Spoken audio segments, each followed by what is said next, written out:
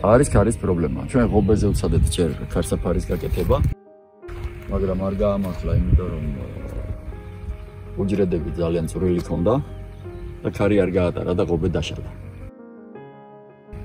მერე ნუში რო გაიზარდა უკვე ბამბუკებმა ვეღარ გაუძლო, იმიტომ რომ ბამბუკი მალფუჭებადი პროდუქტია. და ნუშებმა დაიწყო გვერდით გადახრა ქარის მიმართულებით. როგორც ახლა არის, მერე ჩვენ მოვიფიქრეთ ასეთი რამ. ეს მე გადმოვიღე ვენახისგან. ვენახშია გაკეთებული ასე მალთულებით. დაბალი ნუშები მივაბი ძირით და მაღალი ნუშები მივაბი ტოტებით. ეს დავაყენეთ ორ მალთულზე და გაამართლა. ქარი ვერაფერს ვერ აზიანებს, ვერც ტეხავს, ვერც გლეჯავს.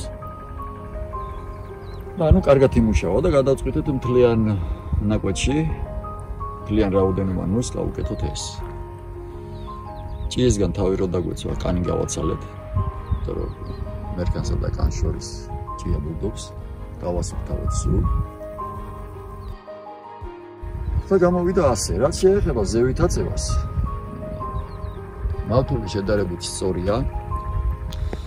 დაბლა მიწაზე დადებული მილი, როცა პატარა წინააღმდეგობას ხვდებოდა, სადაც მიწაზე იყო დადებული, ეს წყალი სულ იქროვდებოდა და ნუში წირამდე არ მოდიოდა. მალთული მაინც გაჭიმული იყო, მალთულის მაღლა ავწიეთ 1 მილი.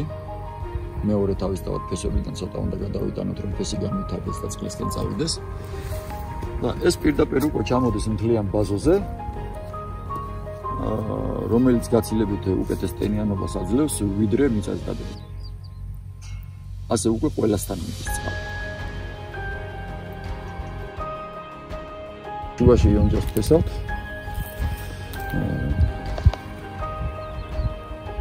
იონჯა ატმოსფეროდან იგროვებს აზოტს თავიდან ბოლომდე, მწვანე მასას მერე შიგნით კულტივაციით ვატარებთ.